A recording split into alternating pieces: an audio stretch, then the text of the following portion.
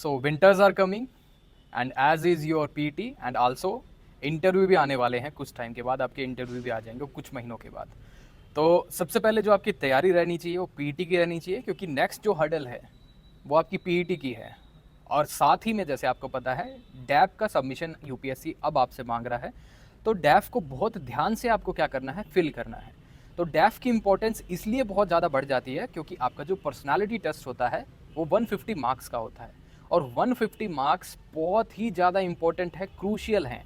क्योंकि 150 मार्क्स से आप क्या डिसाइड कर सकते हो, 150 मार्क्स से आपका डिसाइड होगा आपकी फोर्स एलोकेशन, कौन सी फोर्स आपको चाहिए। अगर आपको आपकी प्रेफरेंस की फोर्स चाहिए तो आपको इंटरव्यू में बहुत अच्छा परफॉर्म करना पड़ेगा। तो इसके साथ ही हम ये देखते हैं, जैसे यूपीएससी इसको बोलता है पर्सनालिटी टेस्ट, और जो इंटरव्यू बोलते हैं इसको वो एक मिसनोमर है। असल में ये आपका पर्सनालिटी टेस्ट है। पर्सनालिटी टेस्ट से आपकी पर्सनालिटी जज होती है।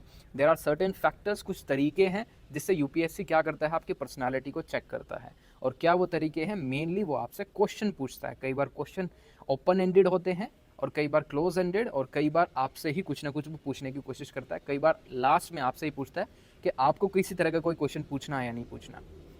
ये है आपका, थोड़ा सा मैंने डिटेल बताया है कि पर्सनालिटी टेस्ट होता क्या है। अब आपको डैफ फिल कैसे करना है, क्या क्या गलतियां नहीं करनी है, किस हिसाब से आपको डैफ फिल करना है, ये सबसे बड़ा क्वेश्चन है आपके सामने। अगर आपने डैफ में कुछ गलतियां कर दी, अगर डैफ में आपने कई बार, मैंने देखा है बहुत बार डैफ के अंदर लोग उसमें ज़्यादा डिटेल डालने की कोशिश करते हैं, जिनसे उनको ये लगता है ज़्यादा डिटेल डालेंगे तो उससे यूपीएससी इंप्रेस होगा and they will award you more marks. ठीक है, कई बार कैंडिडेट क्या करते हैं, ज़्यादा इन्फॉर्मेशन नहीं देते हैं, सोचते हैं कि ज़्यादा इन्फॉर्मेशन देने से क्या होगा, ज़्यादा इन्फॉर्मेशन देने से यूपीएससी के सामने बहुत सारे ऑप्शंस हो जाएंगे, एरियाज हो जाएंगे क्या करने के, क्वेश्चन पूछने के, तो अवॉइड करते हैं वो मैक्सिमम इन्फॉर्मेशन देने की। राइट।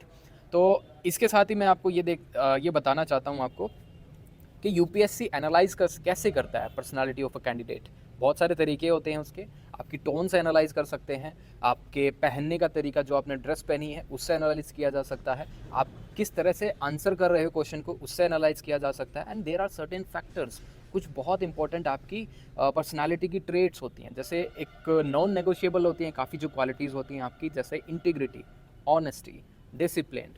तो ये जो आपकी क्वालिटी है ये नॉन नेगोशिएबल है। अगर कहीं पे भी यूपीएससी को इनमें कोई प्रॉब्लम लगती है, अगर कोई प्रॉब्लम एरिया है इसके इस पर्टिकुलर क्वालिटी को लेके, तो वहाँ आप थोड़ी प्रॉब्लम में आ सकते हो। तो ये चेक करने का तरीका होता है कि यूपीएससी आपकी ऑनेस्टी कैसे चेक करेगा, इंटीग्रिटी कैसे चेक करेगा, सिर्फ आपसे क्वेश्चन पूछ के। जैसे मुझसे क्वेश्चन पूछा था कि आप बैडमिंटन खेलते हो, तो फास्टेस्ट स्मैश कौन सी है अभी तक, कितनी फास्टेस्ट स्मैश मतलब उसकी स्पीड कितनी मैक्सिमम अभी तक बैडमिंटन की हिस्ट्री में रही है। तो उस टाइम मुझे नहीं पता था, तो आई कम्प्लीटली डिनाइड कि मुझे बेसिकली इसका आंसर नहीं पता है, बट आई कैन गेस। अगर वो आपको अलाउड करेंगे कि हाँ आप गेस कर सकते हो, then only you can do. Otherwise अगर वहाँ पे आप खुद से गेस कर रहे हो तो उनको ये लगता है कि आपकी इंटीग्रिटी के अंदर कुछ ना कुछ डाउट है, तो वो डाउटफुल हो जाता है। अच्छा, तो अब हम यहाँ पे देखते हैं कि यूपीएससी में एक बहुत इंपॉर्टेंट चीज़ आपको दी हुई है कि यूपीएससी के अंदर आप जब देखोगे उसमें डैफ के अंदर स्पोर्ट्स के अंदर आपको कुछ कॉलम दिए होंगे, अचीवमेंट्स एंड अवार्ड्स के अंदर कुछ और कॉलम दिए होंगे, एक्स्ट्रा करिकुलर एक्टिविटीज़ के कुछ ना कुछ कॉलम दिए होंगे। ठीक है, तो वो सभी कॉलम आपको बहुत ध्यान से भरने हैं। अगर आपने वो चीज़ सच में की है तो तभी आपको फिल करनी चाहिए, अदरवाइज़ आप उनको अवॉइड कीजिए। कोई पहाड़ नहीं टूट जाएगा अगर आप उसके अंदर हॉबीज़, अगर आप देखोगे आपकी कोई हॉबी नहीं है, अगर फिर भी आपने उसमें मेंशन कर दी तो आपके लिए प्रॉब्लम हो सकती है। तो हॉबी जो है बहुत इंपॉर्टेंट है, आप क्या करते हो पार्ट टाइम के अंदर, ठीक है, कैसे आपकी पर्सनालिटी के अंदर वो एडअप होता है, that is a very good thing. तो each moment in your life adds to your personality. आप शायद स्कूलिंग किसी वन पर्टिकुलर सिटी से की होगी, आपने कॉलेज किसी और सिटी से किया होगा, आप शायद कॉलेज में पढ़े हो या यूनिवर्सिटी में पढ़े हो, तो बहुत सारी उसके अंदर चेंजेस होते हैं। जब आप यूनिवर्सिटी के अंदर पढ़ते हो, जैसे काफ़ी स्टूडेंट्स मैंने देखा है, जब हम डैफ last year to last year हमने 2 साल हो गए जब इंटरव्यू कंडक्ट कराते हैं, तो उसमें देखते हैं काफ़ी स्टूडेंट यूनिवर्सिटी कैंपस से ही पढ़े होते हैं। तो यूनिवर्सिटी कैंपस के अंदर जब पढ़े होते हैं तो वी एक्सपेक्ट समथिंग कि इस कैंडिडेट को किस हिसाब से, मतलब हम देख सकते हैं कि ये सिर्फ किताबी कीड़ा ना रहकर बाकी चीज़ों के अंदर भी क्या इन्होंने पार्टिसिपेट किया है, नहीं किया है। तो ये यूनिवर्सिटी के अंदर देखना पड़ेगा कि एक्स्ट्रा करिकुलर एक्टिविटीज़ में क्या ये बंदा इन्वॉल्व था, नहीं था, क्योंकि आप जब ऑफिसर बनोगे तो आप बहुत सारी चीज़ों के अंदर इन्वॉल्व होंगे। तो everything, every incident in your life basically adds to your personality, right. उसके साथ ही अब अगर यहाँ पे हम देखें तो यूपीएससी कुछ चीज़ें और एनालाइज करता है आपसे बात करके कि ओवरऑल जो आपका ओरा है, ओवरऑल जो आपकी पर्सनालिटी है वो पॉजिटिव है या नेगेटिव है, आप थोड़े से क्या सेंसिटिव हो, ऑनेस्ट हो, ठीक है, क्या आप क्रिएटिव हो, ठीक है। आपको एक हाइपोथेटिकल सिचुएशन भी कई बार दी जाती है। हाइपोथेटिकल सिचुएशन के अंदर कोशिश करते हैं कुछ ऐसा क्वेश्चन आपके सामने, कुछ ऐसी प्रॉब्लम आपके सामने डाल के जिससे आपका इमेजिनेशन चेक किया जा सके। क्या आप इमेजिनेटिव हो, क्या आप out of the box solution निकाल सकते हो। तो out of the box thinking को चेक करने के लिए कुछ ऐसी हाइपोथेटिकल सिचुएशन आपके सामने दी जाती है। उसके साथ ही एक बहुत इंपॉर्टेंट चीज़ जो है आपको हमेशा पता होनी चाहिए वो है आपकी वीकनेस। तो वीकनेस ऐसा नहीं कि आपको वीकनेस डायरेक्टली आपको अपने आप वहाँ पे बतानी होती है। तो समटाइम दे चेक, और समटाइम्स अगर उनके पास टाइम कम है तो डायरेक्टली आपसे पूछ लेते हैं कि आपके स्ट्रेंथ जो आपके स्ट्रॉन्ग एरियाज़ है और वीक एरियाज़ है क्या आप मुझे बताएंगे। तो वहाँ पे आपको डायरेक्टली पूछ लेते हैं। और उसके साथ ही जैसे आपको एक लैंग्वेज का बहुत ज़्यादा ध्यान रखना है, स्लैंग्स नहीं यूज़ करने हैं, किसी भी तरह के इनफॉर्मल लैंग्वेज नहीं यूज़ करनी है। तो ये बेसिक चीज़ें आपको ध्यान में रखनी है। अगर आप जैसे सीनियर से बात करते हुए कोई स्लैंग्स का यूज़ करोगे तो शायद आपके लिए बहुत बड़ी प्रॉब्लम हो सकती है वहाँ पे, क्योंकि दैट सेटिंग इज़ दैट जो आपकी पर्सनालिटी टेस्ट होता है तो उस रूम के अंदर जो सेटिंग होती है बहुत ही ज़्यादा फॉर्मल सेटिंग होती है। उस फॉर्मल सेटिंग में कोई भी इनफॉर्मल वर्ड का वहाँ पे यूज़ मत कीजिए। तो आपकी जो स्पीच है, जो टोन है, एक तो आपकी जो टोन और स्पीच का जो रेट है बहुत ज़्यादा नहीं होना चाहिए। आप थोड़े से काम एंड कंपोज्ड, थोड़े कंपोजर मैनर के अंदर आप सिर्फ बोले वहाँ पे। जब भी आपसे कोई क्वेश्चन पूछा जाए, टेक अ 1 सेकंड पोज। तो 1 सेकंड में आपको ये नहीं बोला कि आप 3 या 4 सेकंड का पोज लें, लेकिन एक छोटा सा पोज ये दिखाता है कि आप एकदम you are not jumping to answering any question. तो ये बहुत बड़ी आपकी पर्सनालिटी के अंदर दिखेगा कि आप सोचते हो फिर क्या करते हो, आंसर करते हो। बट ये कहने के लिए आसान है लेकिन आपको इसकी बहुत ज़्यादा प्रैक्टिस करनी पड़ेगी, राइट। बहुत ज़्यादा मॉक दीजिए, मिरर प्रैक्टिस कीजिए, तभी मुझे लगता है कि आप बहुत अच्छी सिचुएशन के अंदर आ सकते हैं, ठीक है। तो डैफ की कुछ एक चीज़ें हम जल्दी से यहाँ पे क्या कर लेते हैं, डिस्कस कर लेते हैं, क्योंकि डैफ बहुत इंपॉर्टेंट है। डैफ में आपको पता है आपका नेम, प्लेस ऑफ बर्थ और आपके पेरेंट्स का ऑक्यूपेशन, प्रोफेशन, कहाँ से वो बिलोंग करते हैं, ये सारी चीज़ें पूछी जाती हैं। Education profile of your parents and sometime आपने देखा होगा कि आपके जिस इंस्टीट्यूट से आप पढ़े होते हैं वहाँ पे आप कहाँ से पढ़े हैं, तो उसका भी बैकग्राउंड, उसकी हिस्ट्री भी पूछी जाती है। तो ये सब देखते हैं कि कितनी आपको सेल्फ अवेयरनेस है, कितनी अवेयरनेस है आपको। तो this is a very important aspect of your personality, self awareness. तो सेल्फ अवेयरनेस बहुत ज़्यादा इंपॉर्टेंट है आपकी फैमिलीज़ को लेके, आपको खुद लेके, आपकी स्ट्रेंथ और वीकनेस आपको पता होनी चाहिए। सारी चीज़ें जब आपको पता चलेंगी तभी आप अपनी सराउंडिंग्स के बारे में क्या कर सकते हो, जान सकते हो। अगर आप खुद से सेल्फ अवेयर नहीं हो अपनी पर्सनालिटी के बारे में, आपको ये नहीं पता किस टाइम आप इमोशनली हाई होते हो, लो होते हो, ये सारी चीज़ें आपको पता होनी चाहिए, तभी आप एक बहुत अच्छा परफॉर्म कर सकते हैं इस एरिया के अंदर, ठीक है। उसके बाद आप मेंशन करते हो अवार्ड्स एंड अचीवमेंट, कोई कंपटीशन आपने खेला है, एक्स्ट्रा करिकुलर एक्टिविटीज़, ये बहुत इंपॉर्टेंट है। एक्स्ट्रा करिकुलर एक्टिविटीज़ आप अपने फ्री टाइम में क्या करते हो, which basically adds to your personality. तो ये बहुत इंपॉर्टेंट है, बहुत अच्छे से आपको प्रिपेयर करनी है। कुछ एक स्क्रीनशॉट मैं आपको दिखाऊंगा जिसके अंदर एग्जैजरेट किया गया है कि बहुत सारी हॉबीज़ आपने उसके अंदर लिखी है, cooking, cycling, trekking, dancing, singing. तो इतनी सारी हॉबी प्लीज़ अवॉइड इट। करने को आप कर सकते हो बट आप बहुत ज़्यादा उनको होराइज़न दे रहे हो क्वेश्चन पूछने के लिए। तो मैं ये कहूँगा प्लीज़ ये इस चक्कर में आप ज़्यादा ना पड़िए। आपका जो इंटरव्यू की ड्यूरेशन होती है 15 से 20 मिनट की होती है आपकी सीएपीएफ के अंदर। तो 20 मिनट में आपकी 15 मिनट के अंदर आपकी पर्सनालिटी को जज करना बहुत मुश्किल होता है, अनलेस एंड अनटिल आप कुछ वहाँ पे कुछ ना कुछ ख़राब चीज़ें ना करते, ठीक है। आप आराम से वहाँ पे इंटरव्यू दे के जाइए, do not take it as a battle. काफ़ी टाइम मैंने देखा जब कैंडिडेट्स का मॉक करते हैं, मॉक इंटरव्यू कंडक्ट करते हैं, तो उसमें हमने देखा है कि candidate take the interview as a battle.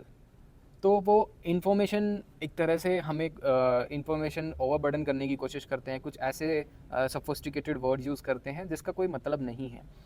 उसको एक जंग की तरह मत लीजिए पर्सनालिटी टेस्ट को। वो आपकी पर्सनालिटी टेस्ट ओवरऑल पूरे इंटरव्यू के बाद जो उस रूम के अंदर ओरा रहती है, वो पॉजिटिव है, नेगेटिव है, उनमें आपकी नॉलेज से कोई फ़ायदा नहीं है कि आप जितनी भी नॉलेज वहाँ पे दोगे। बट नो डाउट आपके अंदर थोड़ा सब्सटेंस होना चाहिए, कुछ नॉलेज होनी चाहिए, तभी आप बात कर सकते हो। बट अल्टीमेटली मैं आपको बता रहा हूँ, what matters is your personality.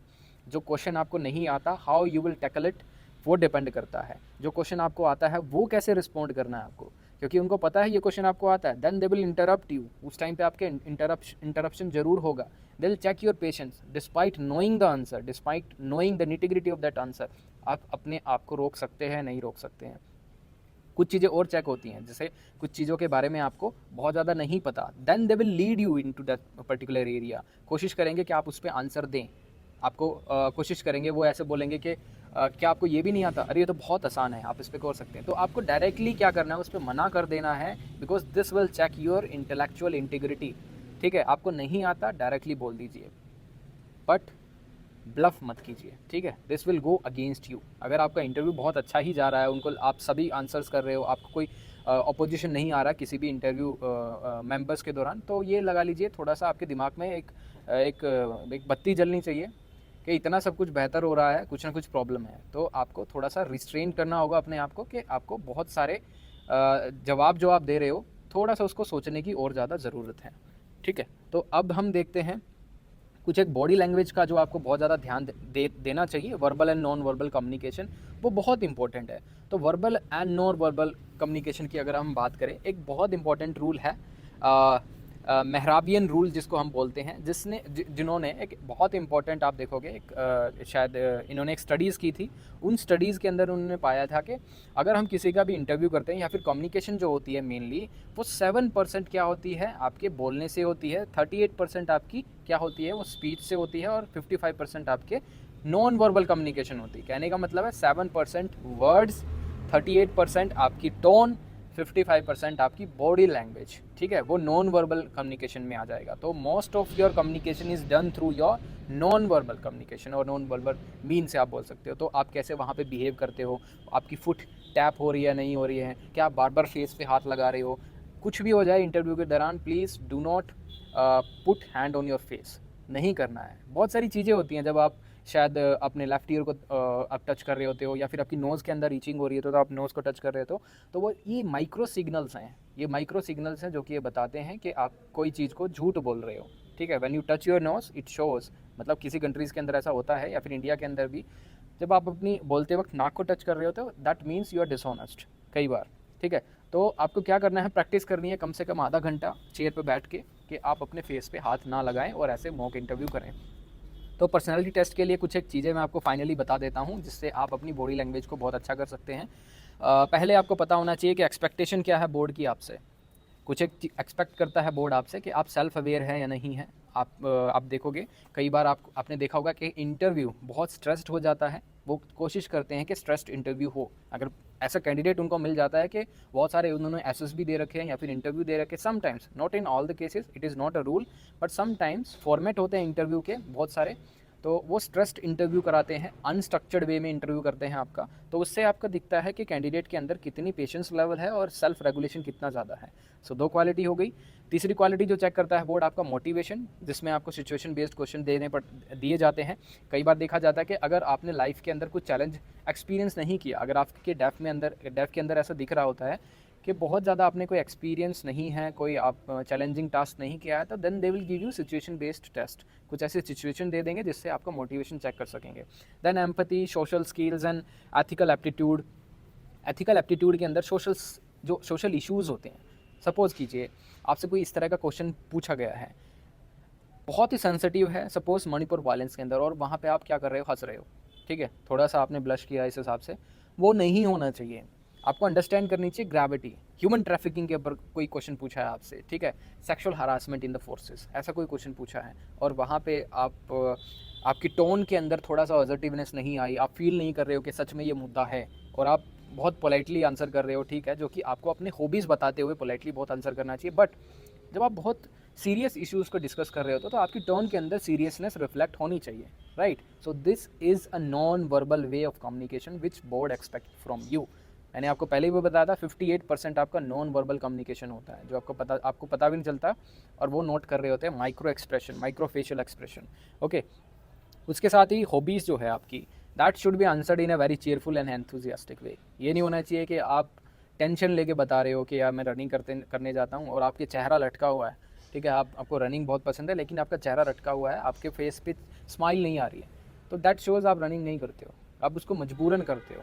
ठीक है, उसके साथ ही आप देखोगे कुछ एक टूल्स होते हैं जो बोर्ड यूज़ करता है आपकी पर्सनालिटी को जज करने के लिए। क्वेश्चन सबसे इंपॉर्टेंट है, क्वेश्चन से ही आपकी पर्सनालिटी को जज करता है board. To check your honesty, एक बहुत इंपॉर्टेंट क्वेश्चन रहता है, why do want to join CAPF। इसको ज़रूर प्रिपेयर करिएगा, ये एक बहुत इंपॉर्टेंट क्वेश्चन है क्योंकि बोर्ड पूछना चाहता है। काफ़ी आपके बैकग्राउंड देखने के बाद बोर्ड को ये लगता है, काफ़ी कैंडिडेट्स ने इंजीनियरिंग की होती है, ह्यूमैनिटीज़ की होती है, तो इंजीनियरिंग से आने वाले स्टूडेंट्स या फिर मेडिकल बैकग्राउंड से आने वाले स्टूडेंट्स को या फिर एस्पेरेंट्स को वो पूछते हैं आप CAPF के अंदर क्यों आना चाहते हो। ठीक है, तो यू शुड बी प्रिपेयर कि क्यों आना चाहते हो, there must be some reason. ठीक है, कुछ एक और आपसे क्वेश्चन पूछ सकते हैं जिसके आपकी पर्सनालिटी टेस्ट हो सकती है। नाउ बोर्ड की और क्या एक्सपेक्टेशन हो सकती है, रियल पर्सनालिटी वो आपकी जानना चाहते हैं। और उसके साथ ही हम देखेंगे इंटरव्यू रूम में आने से पहले और इंटरव्यू रूम के अंदर जाने पर और इंटरव्यू रूम से बाहर आने तक, तो ये 3 स्टेजेस होते हैं जो कि बहुत इंपॉर्टेंट है। फर्स्ट इंप्रेशन होता है जो आपका इंटरव्यू रूम में जब आप एंटर करते हो, और फिर आप चेयर पे बैठते हो, और जब आपका इंटरव्यू खत्म होता है तो आप बाहर जाते हो। तो ये 3 बहुत इंपॉर्टेंट आपका आप बोल सकते हैं मूवमेंट होती हैं आपके इंटरव्यू की। तो जब आप इंटरव्यू रूम के बाहर बैठे होते हो तो वहाँ पे आपके सामने एक चेयर होती है, उस पर आप बैठते हो। ठीक है, उस चेयर पे बैठे रहते हो तो कई बार क्या आपके दिमाग में बहुत सारी चीज़ें चली होती हैं, क्योंकि 5 या 10 मिनट आपको वेट करना पड़ता है वहाँ पे। तो 10 मिनट ऐसा तो यानी आपके दिमाग में कोई थॉट नहीं आएगा। तो आपको क्या सोचना है वहाँ पे, आपको सोचना है बहुत सारी चीज़ें ऐसी हैं कि कोई एक्सपेक्टेशन नहीं रखना बोर्ड से, कुछ भी अंदर हो सकता है।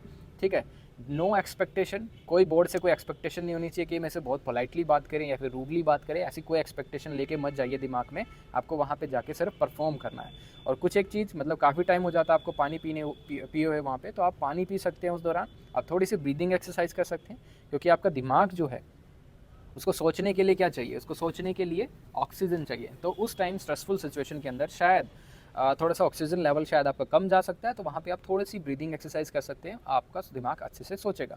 तो जब भी आपको इंटरव्यू रूम में बुलाया जाए, आपके साथ में एक PN होता है, तो वो बोलता है कि आप इंटरव्यू रूम में जा सकते हो, you need to knock the room और डोर। और जब आप डोर को नॉक करेंगे, जब आप अंदर जा रहे होते हो, तो आपको परमिशन सीक करनी पड़ती है। You will seek the permission, then they will allow. वहाँ पे आप जाओगे तो आप चेयर के पीछे या साइड में खड़े हो सकते हैं, डायरेक्टली आपको चेयर को टच नहीं करना है। एंड योर हैंड, दोनों आपके हाथ जो हैं आपकी थाई के साथ में रहेंगे, आपको क्रॉस नहीं करने हैं, हैंड कहीं पे भी क्रॉस मत कीजिए। ठीक है, उनको ओपन एंड वाइड रखिए, क्योंकि आप क्रॉस करते हो तो आप इसका मतलब कुछ छुपा रहे हो। एंड ओपन है आपके जो हाथ, तो उससे लगता है कि आप बहुत कॉन्फिडेंट हैं, पॉजिटिव हैं। तो जब आपको बोला जाए, आपको इस दौरान बहुत ही ज़्यादा क्या करना है, बहुत ही ज़्यादा आपको ध्यान देना है कि वो अब कुछ ना कुछ बोलेंगे। When you wish them, chair के साथ में या पीछे खड़े होके, मेनली मैं आपको कहूँगा साथ में खड़े हो जाइए। तो जब वो आपको बोलेंगे कि sit down, then you need to wish, तब आपको विश करना है। आप विश करोगे, देन अलाउ यू कि आप बैठ सकते हो, तब आपको बैठना है। और चेयर को टच नहीं करना है, वो इस हिसाब से ही सेट की गई है कि आपको बिना टच कर रहे ही उस पर बैठना है। कई बार ऐसे होता है कि बहुत ही ज़्यादा नज़दीक होती है आपकी टेबल से, तब आप उसको क्या कर सकते हो, थोड़ा सा पीछे कर सकते हो। Otherwise please avoid touching the chair, उसको बहुत ज़्यादा हिलाइए मत। और जब आप बैठोगे तब आपको कैसे ऑक्यूपाई करना है, आराम से पीछे शुरुआत में कमर लगानी है, फिर आपको थोड़ा सा 30 डिग्री या फिर 15 डिग्री थोड़ा सा बेंड हो जाना है, राइट।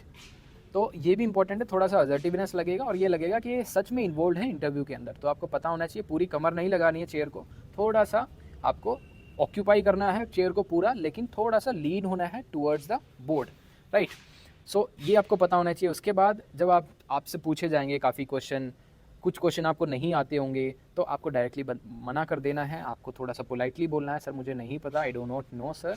और उसके साथ ही जब बोर्ड आपको कोई हिंट देने की कोशिश करेगा और वो हिंट आपके लिए काम कर गया, तो वहाँ पे आपको क्या करना है, सबसे पहले बोर्ड को क्या करना है, फिर बोर्ड मेंबर को क्या करना है, थैंक यू सर, आपने मेरी हेल्प की। तो इस हिसाब से आप क्या कर सकते हो, you need to wish them, right. उसके साथ ही आपकी वॉइस जो है वो बहुत मैटर करती है।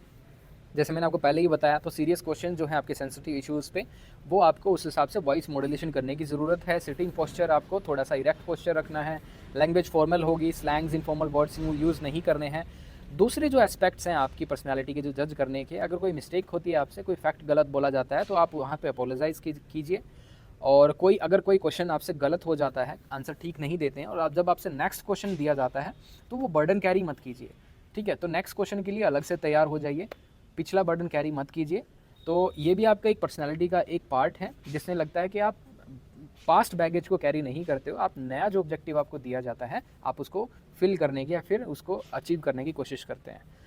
सो you need to be a very good listener. ऐसा एक मोमेंट आएगा जब बहुत बड़े मोनोलॉग होंगे, 2-2 मिनट तक कोई बोर्ड मेंबर आपके सामने बोलेगा, तो आपको थोड़ा सा नोट करना है। उस दौरान आपको बहुत अच्छे से वहाँ पे पेश आना है और इंटरप्ट नहीं करना है। 2 मिनट तक वो बोलेंगे, please do not interrupt unless and until board member ही आपको ना बोले कि आप बोलिए अब, ठीक है। तो बड़े मोनोलॉग में इंटरप्ट नहीं करना है किसी भी बोर्ड मेंबर को। ड्रेस कोड की बात कर लेते हैं। कोई डार्क ट्राउज़र आप यूज़ कीजिए और लाइट कलर की शर्ट। अगर उस टाइम समर्स होंगी या फिर थोड़ा सा आपको पता है किस टाइम आपके इंटरव्यू होते हैं, तो वहाँ पे आप कोट पहने या ना पहने, डिपेंड करता है आपकी पर्सनैलिटी कैसी है। क्या आप कोट में ज़्यादा बहुत ही ज़्यादा कंफर्टेबल हैं तो आप उसको यूज़ कर सकते हो। टाई होनी चाहिए आपकी, प्लेन टाई होगी या फिर आपको पता है वो स्ट्रिप्स वाली भी हो सकती है, बट बहुत ही ज़्यादा वो वाली आपको नहीं यूज़ करनी है जिसमें बहुत ही ज़्यादा आपको पार्टी वियर टाइप दिखे, वो मत यूज़ कीजिए, वो आपके अगेंस्ट जाएगी। प्लस आपको फॉर्मल शूज़ रखने हैं, पॉइंटेड शूज़ नहीं होने चाहिए। ऑक्सफोर्ड पैटर्न अगर आप यूज़ करोगे तो बहुत अच्छा है।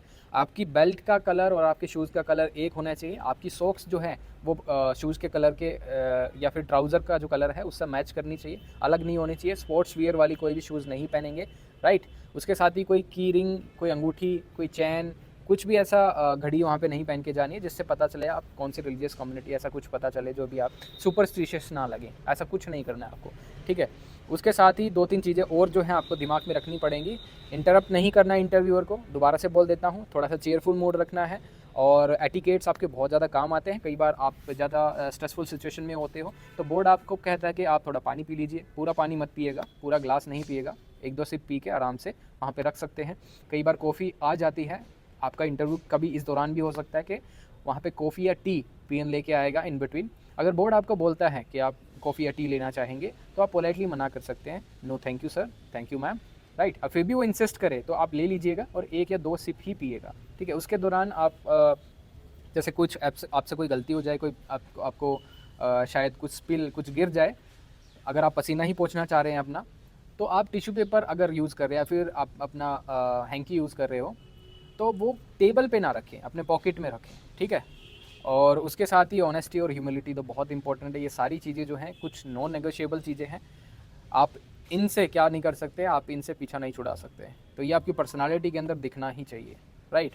सो आई थिंक मुझे लगता है कि इतना अगर आप कुछ कर लोगे, इंटरव्यू के लिए अभी टाइम है, लेकिन डैफ जो फिल करना है वो रियली इंपॉर्टेंट है। तो डैफ मैं आपको बता दूं लास्ट में, बहुत ही केयरफुली आपको फिल करना है। जो चीज़ें आप नहीं करते प्लीज़ वहाँ पे उसको फिल करने की कोशिश मत कीजिए। अगर अभी आपको ये लगता है कि अभी मेरे पास टाइम है और मैं इसको प्रिपेयर कर लूँगा इंटरव्यू तक, शायद वो नहीं होने वाला है, ठीक है। तो जो अभी प्रेजेंट में आप हो और उस हिसाब से आपको फिल करना चाहिए।